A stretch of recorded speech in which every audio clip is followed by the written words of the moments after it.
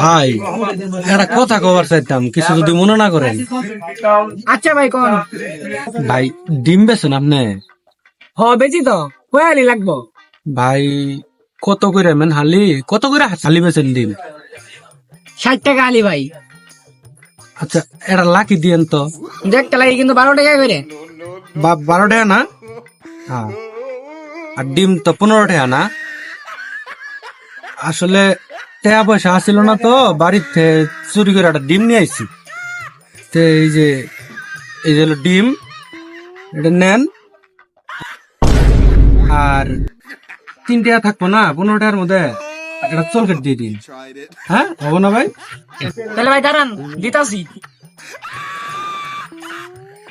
এই দেন ভাই আপনি লাকি।